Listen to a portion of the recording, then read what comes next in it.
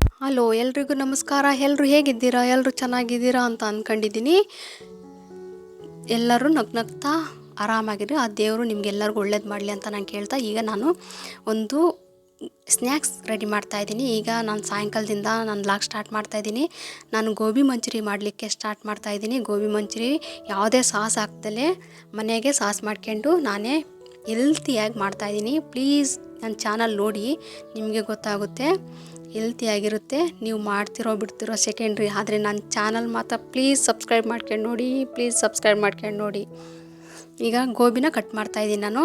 ಅದನ್ನು ನಿಮ್ಗೆ ಯಾವ ಸೈಜ್ ಬೇಕೋ ಆ ಸೈಜಲ್ಲಿ ಚಿಕ್ಕದಾಗಿ ಕಟ್ ಮಾಡಿದರೆ, ಅದು ಫ್ರೈ ಮಾಡ್ಬೇಕಾದ್ರೆ ಡೀಪ್ ಫ್ರೈ ಮಾಡ್ತಿರಲ್ಲ ಆವಾಗ ನೀಟಾಗಿ ಗರಂ ಬರುತ್ತೆ.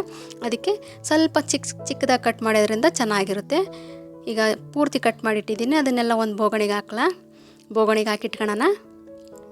ಈಗ ನೀರು ಕುದಿಲಿಕ್ಕೆ ಇಟ್ಟಿದ್ದೆ. ಆ ನೀರಿಗೆ ನಾನು ಸ್ವಲ್ಪ ಉಪ್ಪು ಹಾಕಿದ್ದೆ. 1 ಸ್ಪೂನ್ ಉಪ್ಪು ಮತ್ತು 1 ಸ್ಪೂನ್ ನಾನು ಅರಶಿನ ಪುಡಿ ಹಾಕಿದ್ದೆ. ಯಾಕಂದರೆ ಅದರಲ್ಲಿ ಏನಾದರೂ ಗೋಬಿಯಲ್ಲಿ ಹುಳ ಜಾಸ್ತಿ ಇರ್ತವೆ, ಅದಕ್ಕೋಸ್ಕರ ಅದು ಕ್ಲೀನ್ ಆಗಲಿಕ್ಕೆ ಉಪ್ಪು ಮತ್ತು ಅರಶಿನ ಪುಡಿ ಹಾಕಿ ಇಡೋದ್ರಿಂದ 10 ನಿಮಿಷ ಇಟ್ಟು ಮತ್ತು ಅದನ್ನು ಕ್ಲೀನಾಗಿ ಒಂದು 2-3 ಸರಿ ತಣ್ಣೀರಲ್ಲಿ ತೊಳಿಬೇಕು. ಹಂಗಾದರೆ ಏನಾದರೂ ಇದ್ದರೆ ಎಲ್ಲ ಹೋಗ್ಬಿಡುತ್ತೆ. 10 ನಿಮಿಷ ಬಿಸಿ ನೀರಲ್ಲಿ ಇಡಬೇಕು.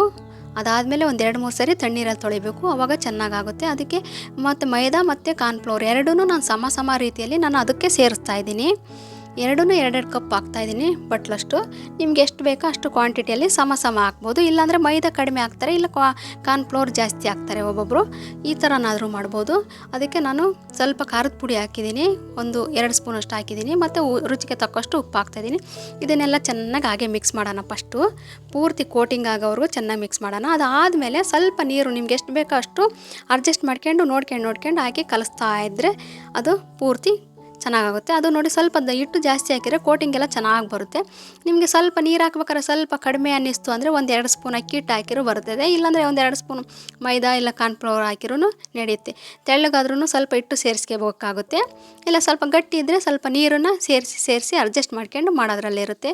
1 ಸರಿ 2 ಸರಿ ಮಾಡಿದರೆ ನಿಮಗೆ ಕಷ್ಟ ಅನಿಸ್ಬೋದು. ಅದನ್ನೇ ನೀವು ಯಾವಾಗಲೂ ಮಾಡ್ತಾನೆ ಇದ್ದರೆ ನಿಮಗೆ ಈಸಿಯಾಗಿ ಮಾಡ್ಬೋದು. ಯಾಕಂದರೆ ನಾವು ಈಗ ಹೊರಗೆ ಹೋಗಿ ತಿನ್ನೋದು ತುಂಬ ಕಷ್ಟ ಆಗಿಬಿಟ್ಟಿದೆ. ಏನು ನೋಡಿದ್ರು ಬ್ಯಾನ್ ಆಗಿಬಿಟ್ಟೈತೆ. ಗೋಬಿ ಬ್ಯಾನ್ ಆಗಿಬಿಟ್ಟೈತೆ, ಪಾನಿಪುರಿ ಬ್ಯಾನ್ ಆಗಿಬಿಟ್ಟಿದೆ, ಕಬಾಬ್ ಬ್ಯಾನ್ ಆಗಿಬಿಟ್ಟಿದೆ. ಈಗೆಲ್ಲ ಬ್ಯಾನ್ ಆಗಿರೋದ್ರಿಂದ ಪಾಪ ಸರ್ಕಾರ ಮಾಡೋದು ಒಳ್ಳೆಯದೇ. ಅದರಾಗೆಲ್ಲ ಕಲರ್ ಹಾಕಿರೋದ್ರಿಂದ ಕಲರ್ ತಿನ್ನಬಾರ್ದು, ಕ್ಯಾನ್ಸರ್ ಬರುತ್ತೆ ಅಂತ ಹೇಳ್ತಾರೆ. ಅಂಥ ಮಾರಣಾಂತಿಕ ಕಾಯಿಲೆನ ನಾವು ತಿಂದು ಜೀವನ ಮಾಡೋಕ್ಕಾಗುತ್ತಾ? ನಾವು ಮೊದಲೇ ಈ ಥರ ಅಷ್ಟು ದುಡ್ಡೆಲ್ಲ ಎಲ್ಲಿರುತ್ತೆ ಹಾಸ್ಪಿಟ್ಲಿಗೆ ಇಡೋಷ್ಟು? ಅದಕ್ಕೆಲ್ಲ ನಾವೇ ಎಷ್ಟೇ ಸ್ವಲ್ಪ ಕಷ್ಟ ಆದರೂ ಚಿಂತಿಲ್ಲ. ಸ್ವಲ್ಪ ಎಷ್ಟಾಗುತ್ತೋ ಅಷ್ಟು ನಾವೇ ಮನೆಗೆ ಮಾಡ್ಕೊಂಡು ತಿನ್ನೋದ್ರಿಂದ, ತಿಂಗ್ಳಿಗೊಂದ್ಸರಿ 2 ತಿಂಗ್ಳಿಗೊಂದ್ಸರಿ ಮನೆಗೆ ಈ ಥರ ನಾವೇ ಮಾಡ್ಕೊಂಡು ತಿನ್ನೋದ್ರಿಂದ ನಮ್ಮ ಹೆಲ್ತೂ ಆರಾಮಾಗಿರುತ್ತೆ. ನಾನೀಗ ಸಾಸ್ ಮಾಡ್ತಿದ್ದೀನಿ ನೋಡಿ. ಸಾಸ್ ಮಾಡಲಿಕ್ಕೆ ಸ್ವಲ್ಪ ನೀರು ಹಾಕಿದ್ದೀನಿ, 1 ಈರುಳ್ಳಿ ಹಾಕ್ತಾಯಿದ್ದೀನಿ, ಮತ್ತು 2 ಟೊಮೆಟೊ ಹಾಕಿದ್ದೀನಿ ನಾನು. ಅದು ನೀರು ಪೂರ್ತಿ ಇದಷ್ಟು ಮುಳುಗೋಷ್ಟು ನೀರು ಹಾಕಿದರೆ ಆಯಿತು. ಸ್ವಲ್ಪ ಬ್ಯಾಡಗಿ ಮೆಣಸಿನ್ಕಾಯಿ ಹಾಕ್ತಾಯಿದ್ದೀನಿ, ಕಲರ್ ಬರುತ್ತೆ ಮತ್ತು ಖಾರ ಕೂಡ ಸ್ವಲ್ಪ ಕೊಡುತ್ತೆ ಅಷ್ಟೇ. ಜಾಸ್ತಿ ಖಾರ ಕೊಡೋಲ್ಲ, ಮೀಡಿಯಮ್ ಖಾರ ಇರಬೇಕು. ಅದಕ್ಕೋಸ್ಕರ ಬ್ಯಾಡಗಿ ಮೆಣಸಿನ್ಕಾಯಿ ಹಾಕಿದ್ದೀನಿ. ಅದು ಪೂರ್ತಿ ಕುದಿಬೇಕು, ಚೆನ್ನಾಗಿ ಕುದಿಬೇಕು. ಅದು ಎಲ್ಲ ಸಾಫ್ಟ್ ಆಗಿರಬೇಕು, ಆ ಲೆವೆಲಿಗೆ ಕುದಿಬೇಕದು. ಈಗ ನೋಡಿ ಪೂರ್ತಿ ಸಾಫ್ಟ್ ಆಗಿದೆ ಎಲ್ಲದೂ. ಈಗ ಅದನ್ನು ಕೆಳಗಿಳಿಸ್ತಾ ಇದ್ದೀನಿ. ಕೆಳಗಿಳಿಸಿ ತಣ್ಣಗಾಗಬೇಕು. ಅದು ಸ್ವಲ್ಪ ಹೊತ್ತು ತಣ್ಣಗಾಗಲಿಕ್ಕೆ ಬಿಡೋಣ. ತಣ್ಣಗಾದ್ಮೇಲೆ ಮತ್ತೆ ಮಿಕ್ಸಿಗೆ ಹಾಕಬೇಕಾಗುತ್ತೆ. ಸಾಸು ಮನೆಗೆ ಈಸಿಯಾಗಿ ಮಾಡ್ಕೋಬೋದು. ಅದಕ್ಕೆ 1 ನಿಂಬೆಹಣ್ಣು ಹಾಕಬೇಕಾಗುತ್ತೆ. ಯಾಕಂದರೆ ಸಾಸಲ್ಲಿ ಉಪ್ಪು, ಹುಳಿ, ಖಾರ ಎಲ್ಲ ಇರುತ್ತೆ. ಈ ಟೊಮೆಟೊದಲ್ಲಿ ಅಷ್ಟೊಂದು ಹುಳಿ ಬರೋದಿಲ್ಲ. ಅದಕ್ಕೋಸ್ಕರ 1 ನಿಂಬೆಹಣ್ಣು ಹಾಕಿದ್ದೀನಿ ನೋಡಿ. ಇದು ಮಿಕ್ಸಿಗೆ ಹಾಕಿ ಇದು ಗ್ರೈಂಡ್ ಆಗಿದೆ. ಈಗ ಸಾಸ್ ಥರ ಆಗಿದೆ. ಇದನ್ನು ನಾವು ಮತ್ತೆ ಸೋಸ್ಕೋಬೇಕಾಗುತ್ತೆ. ಅದು ಮೇಲೆ ಸಿಪ್ಪೆ ಇರುತ್ತೆ ಮತ್ತು ಮೆಣಸಿನ್ಕಾಯಿ ಬೀಜಗಳೆಲ್ಲ ಇರುತ್ತವಲ್ಲ ತರಿ ಅದೆಲ್ಲ ಹೋಗ್ಬಿಡುತ್ತೆ, ಸಾಫ್ಟಾಗಿ ಬರುತ್ತೆ. ಅದಕ್ಕೋಸ್ಕರ ಇದನ್ನು ಸೋಸ್ಕೊಳ್ಳೋಣ. ಮತ್ತು ಮಿಕ್ಸಿ ತೊಳೆದಿದ್ದ ನೀರು ಕೂಡ ಇದಕ್ಕೆ ಸೇರಿಸ್ತಾ ಇದ್ದೀನಿ ನಾನು. ಈಗ ನೋಡಿ ಪೂರ್ತಿ ಇದನ್ನು ಈಗ ಚೆನ್ನಾಗಿ ಕುದಿಸ್ಬೇಕು. ಕುದೀತಾ ಅದು ಗಟ್ಟಿ ಬರುತ್ತೆ. ನೀವೇನು ತೆಳ್ಳಗಾಗಿದೆ ಅಂತ ಅನ್ಕೊಬಿಟ್ರೆ, ನೀವು ಅಷ್ಟು ಇದಾಯ್ತು ಅಂದರೆ ಸ್ವಲ್ಪ ನೀರು ಕಡಿಮೆ ಆಗ್ತಾಯಿದ್ರೆ ಅದು ಗಟ್ಟಿ ಬಂದುಬಿಡುತ್ತೆ. ಅದಕ್ಕೆ 1 ಸ್ಪೂನಷ್ಟು ನಾನು ಉಪ್ಪು ಹಾಕ್ತಾಯಿದ್ದೀನಿ, ಮತ್ತು 3 ಸ್ಪೂನಷ್ಟು ನಾನು ಸಕ್ಕರೆ ಹಾಕ್ತಾಯಿದ್ದೀನಿ.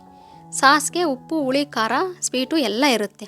ಅದಕ್ಕೋಸ್ಕರ ಸಕ್ಕರೆ ಸೇರಿಸ್ತಾ ಇದ್ದೀನಿ. ನೀವು ಮತ್ತು ಗೋಬಿ ಮಾಡ್ಬೇಕಾದ್ರೆ ನೀವು ಮತ್ತು ಚಿಲ್ಲಿ ಸಾಸ್ ಹಾಕೋ ನೆಸಿಟಿನೇ ಇರೋದಿಲ್ಲ. ಇದೊಂದೇ ಸಾಸ್ ಹಾಕ್ಬಿಟ್ರು ಇದರಲ್ಲೇ ಖಾರ ಕೂಡ ಎಲ್ಲ ಬರುತ್ತೆ. ವಿನಿಗರ್ ಹಾಕೋದು ತಪ್ಪುತ್ತೆ, ಎಲ್ಲದೂ ಇದರಲ್ಲೇ ಇದೆ. ಈ ಥರ 1 ಸಾಸ್ ಮಾಡ್ಕೊಂಡ್ರೆ ನಿಮಗೆಲ್ಲ ಈಸಿಯಾಗಿ ಬರುತ್ತೆ.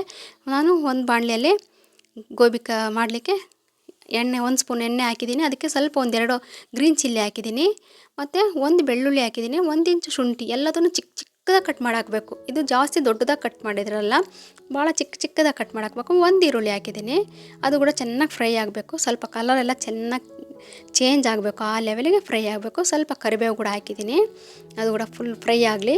ಒಂದೆರಡು ನಿಮಿಷ ಫ್ರೈ ಆದಮೇಲೆ ಸಾಸು, ಟೊಮಟೊ ಸಾಸ್ ಆಲ್ರೆಡಿ ರೆಡಿಯಾಗಿದೆಯಲ್ಲ, ಅದನ್ನೇನು ಜಾಸ್ತಿ ಹೊತ್ತೇನು ಕುದಿಸೋದು ಬೇಕಾಗಲ್ಲ. ನಿಮ್ಗೆ ಎಷ್ಟು ಬೇಕೋ ಅಷ್ಟನ್ನು ಟೊಮಟೊ ಸಾಸ್ ಹಾಕ್ಕೊಂಡ್ರೆ ಸಾಕಾಗುತ್ತೆ. ಇದರಲ್ಲೇ ಎಲ್ಲ ಇರುತ್ತೆ, ಖಾರ ಉಪ್ಪು ಹುಳಿ ಇರೋದ್ರಿಂದ. ನಿಮಗೆ ಸ್ವಲ್ಪ ಖಾರ ಬೇಕಂದರೆ ಒಂದು ಸ್ವಲ್ಪ ಖಾರದ ಪುಡಿ ಹಾಕಬೋದು. ನಾನೊಂದು ಸ್ವಲ್ಪ ಜೀರಿಗೆ ಪುಡಿ ಮತ್ತು ಸ್ವಲ್ಪ ಪೆಪ್ಪರ್ ಪೌಡರ್ ಹಾಕಿದ್ದೀನಿ. ಈಗ ಇದನ್ನು ಚೆನ್ನಾಗಿ ಮಿಕ್ಸ್ ಮಾಡ್ಕೊಳ್ಳೋಣ. ಮತ್ತು ಕಾರ್ನ್ಫ್ಲವರ್ ಕೋಟಿಂಗ್ ಕೊಡ್ತಾರಲ್ಲ, ಕಾರ್ನ್ಫ್ಲವರ್ ಕೋಟಿಂಗ್ ಕೊಡೋದು ಬೇಕಾಗಲ್ಲ. ಈ ಸಾಸನ್ನೇ ಜಾಸ್ತಿ ಹಾಕಿ ನಾವು ಮೈಲ್ಡಾಗಿರುತ್ತೆ, ಮನೆಗೆ ಮಾಡಿರೋದ್ರಿಂದ ಚೆನ್ನಾಗಿರುತ್ತಲ್ಲ, ಅದನ್ನೇ ಸ್ವಲ್ಪ ಜಾಸ್ತಿ ಹಾಕ್ಬಿಟ್ರೆ ಚೆನ್ನಾಗಿರುತ್ತೆ. ಈಗ ನೋಡಿ ಗೋಬಿ ಮಂಚೂರಿ ರೆಡಿ ಆಗಿಬಿಟ್ರೆ ಚೆನ್ನಾಗಿ ಸ್ವಲ್ಪ ಹೊತ್ತು ಒಂದು 2-3 ಮಿನಿಟ್ಸು ಫ್ರೈ ಮಾಡಬೇಕು. ಇದನ್ನು ನಾನು ಕಟ್ ಮಾಡಿ ಹಾಕಬೇಕಂದ್ರೆ ಒಂದು ಹಾಕಿರ್ತೀನಲ್ಲ, ಅದಕ್ಕೆ ಸ್ವಲ್ಪ ಬೇಗ ಆಗಿರುತ್ತೆ. ಫ್ರೈ ಮಾಡಿಬಿಟ್ಟು ಈಗ ನೋಡಿ ಗೋಬಿ, ಅದಕ್ಕೆ ಸ್ವಲ್ಪ ಮೇಲೆ ಈರುಳ್ಳಿ ಮತ್ತು ಸ್ವಲ್ಪ ಕೊತ್ತಂಬರಿ ಹಾಕ್ಬಿಟ್ರೆ ಗೋಬಿ ಮಂಚೂರಿ ಫುಲ್ ರೆಡಿ ಆಗಿಬಿಡ್ತು. ನೋಡಿ ಮಸ್ತಿದೆ ಗೋಬಿ ಮಂಚೂರಿ. ಹೆಲ್ತಿಯಾಗಿ ಮನೆಗೆ ನಾವೇ ಈಸಿಯಾಗಿ ಮಾಡ್ಕೊಂಡು ತಿನ್ಬೋದು. ಸ್ವಲ್ಪ ಒಂದು ದಿನ ಕಷ್ಟ ಆಗ್ಬೋದು, 2 ದಿನ ಕಷ್ಟ ಆಗ್ಬೋದು. ನಾನು ಇದನ್ನು ನಮ್ಮ ಮನೆ ದೇವ್ರಿಗೆ ಕೊಡ್ತಾಯಿದ್ದೀನಿ. ಫಸ್ಟು ಮನೆ ದೇವ್ರ ಆಶೀರ್ವಾದ ಬೇಕು ಅಂತ ಹೇಳ್ತೀವಲ್ಲ, ಯಾವಾಗಲೂ ತಿಂದು ಏನಂತಾರಂತ ನೋಡೋಣ. ಚೆನ್ನಾಗೈತೆ ಅಂದರು ಪರವಾಗಿಲ್ಲ. ಏನಾದರೂ ಮಾಡಿದಾಗ ಚೆನ್ನಾಗೈತೆ ಅಂದರೆ ತುಂಬ ಖುಷಿಯಾಗುತ್ತೆ. ನಮಗೂ ಮಾಡಿದ್ಕೂ ಅಷ್ಟೆಲ್ಲ ಕಷ್ಟ ಬಿದ್ದು ಮಾಡಿರ್ತೀವಲ್ಲ, ಆವಾಗ ಖುಷಿಯಾಗುತ್ತೆ, ಅಪ್ಪ ಚೆನ್ನಾಗೈತಲ್ಲ ಅಂತ. ಈಗ ಗೋಬಿ ಮತ್ತು ಫ್ರೂಟ್ಸ್ ಸಲಾಡ್ ಎರಡು ಒಂದೇ ಸರಿ ಕೊಟ್ಟೆ, ಆದರೆ ಎರಡು ಮಿಕ್ಸ್ ಆಗಿಬಿಟ್ಟಿತ್ತು. ಅದನ್ನು ತೆಗ್ದು ಈ ಕಡೆ ತೆಗ್ದು ಆ ಕಡೆಗೆ ಎಡಿಟಿಂಗ್ ಮಾಡೋ ಅಷ್ಟೊತ್ತಿಗೆ ದೇವ್ರು ಕಾಣಿಸ್ಬಿಟ್ಟ ನನಗೆ.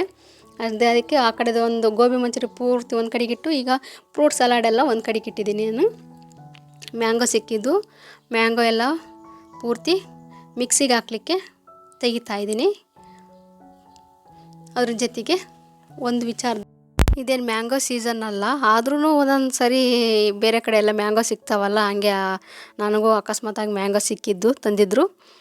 ಅದಕ್ಕೆ ಮ್ಯಾಂಗೋ ಫ್ರೂಟ್ ಸಲಾಡ್ ಮಾಡೋಣ ಅಂತ ತೆಗ್ದಿದ್ದೀನಿ. ಚೆನ್ನಾಗಿತ್ತು, ತುಂಬ ಕಲರ್ಫುಲ್ಲಾಗಿ ಬಂದೈತೆ, ಭಾಳ ಚೆನ್ನಾಗೈತೆ. ಯಾವುದೇ ಕಲರ್ ಹಾಕಿರಲ್ಲ, ಏನಿರಲ್ಲ, ನ್ಯಾಚುರಲ್ಲಾಗಿ ಹೆಲ್ತಿಯಾಗಿರುತ್ತೆ. ಇದಕ್ಕೆ ಮ್ಯಾಂಗೋ ಹಾಕಿದ್ದೀನಿ. ಅದಕ್ಕೆ ಸ್ವಲ್ಪ ಸಕ್ಕರೆ, ಆಲ್ರೆಡಿ ಸಕ್ಕರೆ ಇರುತ್ತೆ ಹಣ್ಣಲ್ಲೇ, ಭಾಳ ಸಕ್ಕರೆ ಇರೋದ್ರಿಂದ ನಾನು ಸಕ್ಕರೆ ಹಾಕೋ ಅವಶ್ಯಕತೆ ಇರಲ್ಲ. ಆದರೂ ನಿಮಗೆ ತೋರಿಸ್ಬೇಕು ಅಂತ ಸ್ವಲ್ಪ ನಾನು ಸಕ್ಕರೆ 1 ಸ್ಪೂನ್ ಅಷ್ಟು ಸಕ್ಕರೆ ಹಾಕಿದ್ದೀನಿ. ಅದಕ್ಕೆ ಸ್ವಲ್ಪ ಹಾಲು ಹಾಕ್ತಾಯಿದ್ದೀನಿ. ಮತ್ತು ಹಾಲಿನ ಕೆನೆ ಇತ್ತು, ಅದು ದಪ್ಪ ಕೆನೆ ಇರುತ್ತಲ್ಲ, ಹಾಕಿದರೆ ಚೆನ್ನಾಗಿರುತ್ತೆ, ಕ್ರೀಮಿ ಥರ ಎಲ್ಲ ಬರುತ್ತೆ. ಅದಕ್ಕೋಸ್ಕರ ನಾನು ಹಾಲಿನ ಕೆನೆ ಕೂಡ ಯೂಸ್ ಮಾಡಿದ್ದೀನಿ. ನೋಡಿ ಎಷ್ಟು ಚೆನ್ನಾಗಿ ಕಲರ್ ಬಂದಿದೆ. ಮ್ಯಾಂಗೋ ತುಂಬ ಚೆನ್ನಾಗಿತ್ತು. ಫ್ರೂಟ್ಸ್ ಎಲ್ಲ ಇದಕ್ಕೆ ಯಾವುದು ಪೌಡರ್ ಏನೂ ಮಿಕ್ಸ್ ಮಾಡಿಲ್ಲ.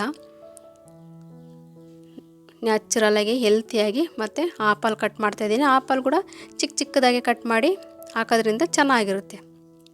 ನಿಮಗೆ ಯಾವ ಫ್ರೂಟ್ಸ್ ಬೇಕೋ ಆ ಫ್ರೂಟ್ಸೇ ನೀವು ಹಾಕ್ಕೋಬೋದು. ನಿಮಗೆ ನಮ್ಮ ಮನೇಲಿ ಯಾವುದಿದೆಯೋ ಸದ್ಯಕ್ಕೆ ಆ ಫ್ರೂಟ್ಸಲ್ಲೇ ನಾವು ಸಲಾಡ್ ಮಾಡ್ಕೋಬೋದು. ಬೇರೆ ಎಲ್ಲ ಕಲರ್ಫುಲ್ಲಾಗಿ ಕಾಣ್ತಾ ಇದ್ದಾವೆ, ಎಲ್ಲ ಫ್ರೂಟ್ಸ್ ಇದ್ದರೆ ಅಷ್ಟೇ ಮಾಡ್ಕೋಬೇಕು ಅನ್ನೋದೇನಿಲ್ಲ. ಏನು ನಮಗೆ ಅಷ್ಟು 1-2 ಥರ ಫ್ರೂಟ್ಸ್ ಇದ್ರೂ ನಾವು ಸಲಾಡ್ ಮಾಡ್ಕೊಳ್ಬೋದು. ತಿನ್ನಲಿಕ್ಕೆ ಆ ಥರ ಆದರೆ ಜ್ಯೂಸ್ ಮಾಡ್ಕೊಂಡು ತಿಂತಾರೆ. ಜ್ಯೂಸ್ಗಿನ್ನ ಸ್ವಲ್ಪ ಸಲಾಡೇ, ಹಂಗೆ ಹಣ್ಣು ಕಚ್ಚಿ ತಿನ್ನೋದೇ ಒಳ್ಳೆಯದು ಅಂತಲೇ ಡಾಕ್ಟ್ರು ಹೇಳ್ತಾ ಇರ್ತಾರೆ. ಜಾಸ್ತಿ ಡಾಕ್ಟ್ರು ನಾನು ಕೇಳಿದ ಪ್ರಕಾರ ಜ್ಯೂಸ್ಗಿನ್ನ ಹಣ್ಣನ್ನು ಹಾಗೆ ಕಚ್ಚಿ ತಿನ್ನೋದು ಒಳ್ಳೆಯದು ಅಂತ ಹೇಳ್ತಾರೆ. ಬೇಕು ಅಂದರೆ ಯಾವಾಗಾದರೂ ಒಂದು ಸರಿ ಜ್ಯೂಸ್ ಮಾಡ್ಕೊಂಡು ಕುಡಿಬೋದಷ್ಟೇ, ಅದನ್ನೇ ಅಭ್ಯಾಸ ಮಾಡ್ಕೋಬಾರ್ದು. ನಾವೇನೇ ಆಗಲಿ ನಮ್ಮ ಹೆಲ್ತ್ಗೋಸ್ಕರ ನಾವು ಜೀವನ ಮಾಡಬೇಕು, ಶೋಕಿಗೋಸ್ಕರ ಜೀವನ ಮಾಡಬಾರ್ದು. ಬನಾನಾ ಕಟ್ ಮಾಡಿ ಹಾಕಿದ್ದೀನಿ. ಬನಾನಾ ನಿಮಗೆ ಚಿಕ್ಕದಾಗಿ 4 ಪೀಸ್ ಥರ ಕಟ್ ಮಾಡ್ಕೋಬೋದು, ಇಲ್ಲ ನಿಮ್ಗೆ ಯಾವ ಥರ ಬೇಕಾದ್ರೂ ಕಟ್ ಮಾಡ್ಕೋಬೋದು. ನಾನು ಗ್ರೇಪ್ಸು ಇದು ಕೂಡ ಅವು ಚಿಕ್ಕವೇ ಇರೋದ್ರಿಂದ ನಾನು ಸ್ವಲ್ಪ 1-2 ಪೀಸ್ ಅಷ್ಟೇ ಮಾಡಿದ್ದೀನಿ. ಅದಕ್ಕೆ ಸ್ವಲ್ಪ ಡ್ರೈ ಫ್ರೂಟ್ಸ್, ನಿಮಗೆ ಡ್ರೈ ಫ್ರೂಟ್ಸ್ ಇದ್ದರೆ ಓಕೆ, ಇಲ್ಲ ಅಂದರೆ ಡ್ರೈ ಫ್ರೂಟ್ಸ್ ಹಾಕಲೇಬೇಕು ಸಲಾಡ್ಗೆ ಅಂತ ಏನಿರಲ್ಲ. ಸುಮ್ಮನೆ ಐತೆ ಹಾಕ್ತೀವಿ ಅಂತ ಹಾಕ್ತಾ ಇರ್ತಾರೆ ಅಷ್ಟೇ. ಅದಿಲ್ಲ ಅಂದ್ರೂ ನಡೆಯುತ್ತೆ. ಗೋಡಂಬಿ, ಬಾದಾಮಿ, ಪಿಸ್ತಾ ಎಲ್ಲದನ್ನು ಸ್ವಲ್ಪ ಕಟ್ ಮಾಡಿ ಹಾಕಿದ್ದೀನಿ. ಒಂದೊಂದು ಸರಿ ನನಗೆ ಅದಿಲ್ಲ ಮಾಡಲಿಕ್ಕೆ, ಇದಿಲ್ಲ ಹೆಂಗೆ ಮಾಡೋಣ ಅಂದ್ಕೊಂತಿರ್ತಾರೆ. ಎಷ್ಟೋ ಜನ ನನಗೆ ಒಂದು ರೆಸಿಪಿ ನೋಡ್ತಾರೆ, ನನಗೆ ಇದಿಲ್ಲ, ಇದು ಡ್ರಾಪ್ ಆಯಿತು, ಮತ್ತು ಮಾಡಲಿಕ್ಕೆ ಹೆಂಗೆ ಬರ್ತೈತಿ ಅಂಥರವರೆಗೂ ಕಾಯೋಣ ಅಂತೀವಿ. ಆ ಥರವರೆಗೂ ಮತ್ತು ಆ ರೆಸಿಪಿನೇ ಮರ್ತೋಗಿರುತ್ತೆ. ಅದಕ್ಕೋಸ್ಕರ ಯಾವುದು ಇರುತ್ತೋ ಬಿಡುತ್ತೋ ಸೆಕೆಂಡ್ರಿ, ಮನೆಗೆ ಏನು ಇರುತ್ತೋ ಅದರಲ್ಲೇ ಮಾಡ್ಕೊಂಡು ತೃಪ್ತಿ ಪಡಬೇಕು. ನಾವು ಅಡುಗೆ ಮನೆಗೆ ಹೋದ್ವಿ ಅಂದರೆ ಪ್ರೀತಿಯಿಂದ ಮಾಡಿದರೆ ಅದು ತುಂಬ ಟೇಸ್ಟಾಗಿ ಉಕ್ಕಿ ಹರಿಯುತ್ತೆ. ಅದೇ ಥರ ನಾವು ಪ್ರೀತಿ ಹಾಕಿ ಮಾಡೋದ್ರಿಂದ ಚೆನ್ನಾಗಿರುತ್ತೆ. ಯಾವ್ದು ಇರುತ್ತೋ ಯಾವ್ದು ಇರೋದಿಲ್ಲ ಅದರಲ್ಲೇ ನಾವು ಮಾಡ್ಕೊಂಡು ತಿನ್ಬೋದು. ನೋಡಿ ಎಷ್ಟು ಚೆನ್ನಾಗಿದೆ, ಕಲರ್ಫುಲ್ಲಾಗಿ ಎಷ್ಟು ಚೆನ್ನಾಗಿ ಬಂದಿದೆ ನೋಡಿ. ತುಂಬ ಚೆನ್ನಾಗಿದೆ ಮತ್ತು ತುಂಬ ಟೇಸ್ಟ್ ಕೂಡ ಭಾಳ ಚೆನ್ನಾಗಿರುತ್ತೆ. ಹೆಂಗಿದ್ರು ಮ್ಯಾಂಗೋ ಅಂದರೆ ಯಾರಿಗಿಷ್ಟ ಇಲ್ಲ ಹೇಳಿ. ಅದು ಚೆನ್ನಾಗೇ ಇರುತ್ತೆ, ಅದು ಟೇಸ್ಟ್ ಕೊಡ್ತಾನೇ ಇರುತ್ತೆ ಅದು. ಅದಕ್ಕೆ ಸ್ವಲ್ಪ ಡ್ರೈ ಫ್ರೂಟ್ಸ್ ಹಾಕಿದ್ದೀನಿ, ಇದ್ದರೆ ಹಾಕಿ, ಇಲ್ಲಾಂದರೆ ಇಲ್ಲ. ನೋಡಿ ಎಷ್ಟು ಚೆನ್ನಾಗೈತೆ. ಈಗ ನಾವು ಗೋಬಿ ಮಂಚೂರಿ ತಿಂದಮೇಲೆ ಅದು ಪೂರ್ತಿ ಎಣ್ಣೆಯಿಂದ ಮಾಡಿರೋದಲ್ಲ, ಅದಕ್ಕೆ ಸ್ವಲ್ಪ ಈಗ ಫ್ರೂಟ್ ಸಲಾಡ್ ಈ ಥರ 1 ಕಪ್ ಈ ಥರ ತಿಂದುಬಿಟ್ರೆ ನಮಗೆ ಬಾಡಿ ಪೂರ್ತಿ ಬ್ಯಾಲೆನ್ಸ್ ಆಗಿಬಿಡುತ್ತೆ. ಅದಕ್ಕೋಸ್ಕರ ಈ ಥರ ಮಾಡಿದ್ದೀನಿ. Thank you for watching.